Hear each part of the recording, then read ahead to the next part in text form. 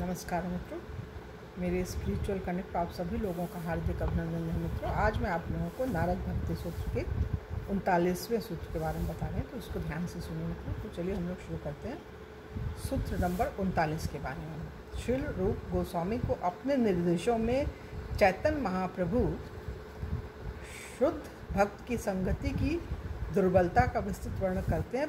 महाप्रभु रूप गोस्वामी को बताते हैं कि 84 लाख योनियों में अनेक प्राणी हैं एवं ये सब प्राणी इस ब्रह्मांड की एक देह से दूसरी देह, एक लोक से दूसरे लोक में घूम रहे हैं। मनुष्य शरीरों में घूमने वाले थोड़े से प्राणियों को असभ्य तथा सभ्य में विभाजित किया जा सकता है। क्रमशः जो वैदिक सिद्धांतों के विषय में अनभिज्ञ या अभिज्ञ हों, वैदिक सिद्धांतों के जानकारों में से लगभग आधे लोग इन सिद्धांतों को भंग करने में सब प्रकार के पाप कर्म करते हुए इन सिद्धांतों की बस सुख सेवा ही करते हैं। वैदिक सिद्धांतों के वास्तविक पालनकर्ताओं में से अधिकतर लोग स्वर्ग गमन, अच्छे जन्म या धन जैसे भौतिक पुरस्कारों के इच्छुक होते हैं। वैदिक निर्देशों के लाखों पुण्यवान अनुयायियों में से कोई एक व्यक्ति यथार्थ ज्ञानी हो सकता है। लाखों में कोई एक बोलते हैं तो बिल्कुल सही चीज़ है। ऐसे लाखों ज्ञानियों में से चैतन्य महाप्रभु कहते हैं कोई एक व्यक्ति जन्म मृत्यु से मुक्त हो सकता है एवं ऐसे लाखों मुक्त व्यक्तियों में से भगवत भक्त मिलना अत्यंत कठिन है। सहस्त्रों मनुष्यों में से कोई एक व्यक्ति सिद्धि का प्रयास कर सकता है एवं सिद्धि प्राप्त करने वालों में से कोई भी मुझे तत्व से जानता है। मतलब जो सिद्धि प्राप्त कर लेते हैं तो उनमें से कोई ही तत्व से, मतलब अंदर से एकदम अच्छे ढंग से कोई ही जान पाता है। सहस्त्रों मनुष्यों में से कोई एक व्यक्ति की सिद्धि का प्रयास कर सकता है एवं सिद्धि प्राप्त करने वालों में से कोई ही मुझे तत्व से जानता है। जिन्हें सिद्धि मिल गई है उनमें से भी कोई। इससे निर्देशित होता है कि ब्रह्मज्ञानी भी परम पुरुषोत्तम भगवान को नहीं जान पाते। अतः हमें इसके संबंध में भ्रमित नहीं होना चाहिए कि महात्मा कौन है, अथवा यह नहीं सोचना चाहिए कि कोई भी स्वामी या गुरु हमें भौतिक बंधन से मुक्त कर पाएगा, जैसा श्रीमद् भागवतम में कहा गया है। हे महर्षि, अज्ञान रहित लाखों मुक्तों तथा लाखों प्राय सिद्ध हुए मनुष्यों में कोई एक व्यक्ति नारायण का शुद्ध भक्त होता है। केवल ऐसा ही भक्त वास्तव में पूर्ण संतुष्ट व शांत होता है।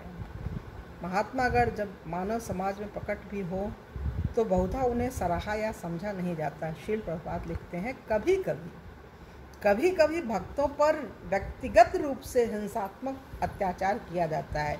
ईसा मसीह को सूली पर चढ़ा दिया गया, हरिदास ठाकुर को 22 बाजारों में बेंत मारे गए तथा चैतन्य महाप्रभु के प्रधान सहायक नित्यानंद पर जगाई मधाई द्वारा प्रहार किया गया। यद्यपि साधु किसी का शत्रु नहीं होता, तथापि संसार इतना कृतज्ञ है कि साधु के भी कई शत्रु हो जाते हैं। यही वास्तविकता है मित्रों।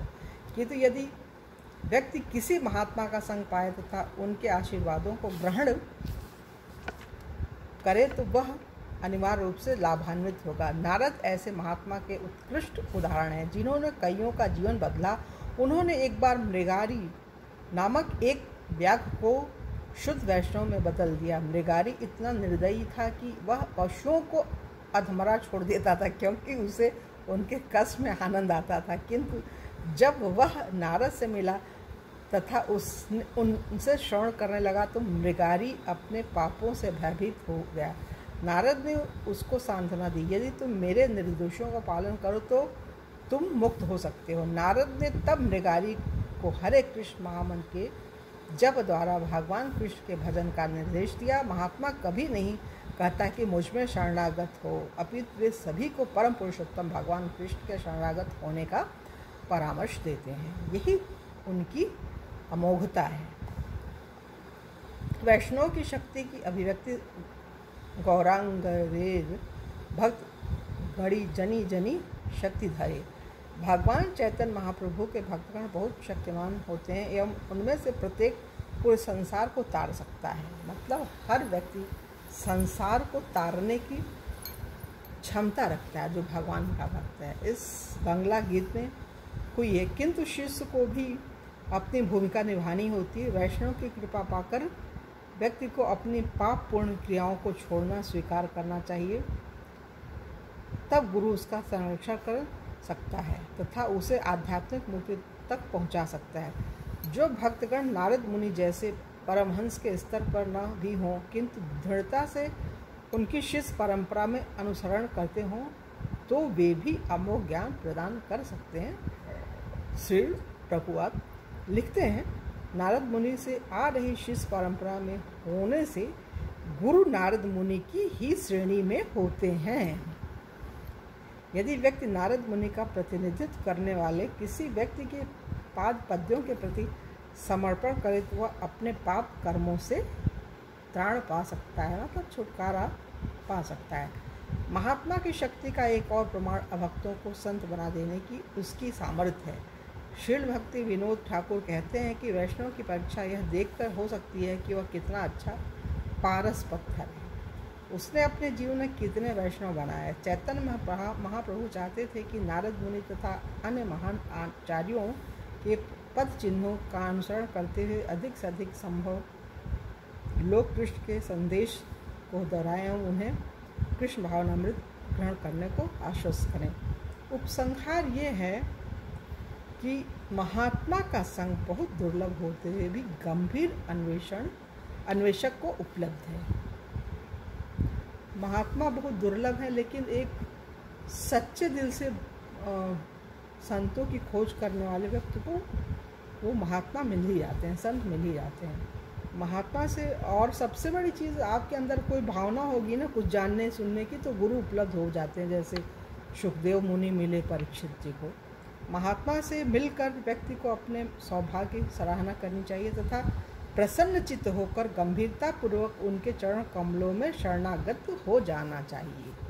महात्मा से मिलने पर उसका सम्मान करने की विधि सनातन गोस्वामी को चैतन्य महाप्रभु द्वारा उक्त हरि भक्ति सुधोदय के निम्नलिखित कथन में स्पष्ट है। मेरे प्रिय वैष्णव, आप जैसे व्यक्ति का दर्शन नेत्रों की पूर्णता है। आपके चरण कमलों का स्पर्श स्पर्शेंद्रिय की पूर्णता है एवं आपके सद्गुणों का कीर्तन जिह्वा का यथार्थ कार्य है, क्योंकि भौतिक जगत में भगवान का शुद्ध भक्त मिलना अत्यंत कठिन है। तो मित्रों, यहाँ पे ये 39वां सूत्र पूरा हो रहा है नारद भक्ति का। तो कल की वीडियो में आप लोगों से पुनः किसी दूसरे नहीं 40वें सूत्र के बारे में चर्चा करेंगे। तो तब तक के लिए जय हिंद, जय भारत, ओम शांति, ओम शांति।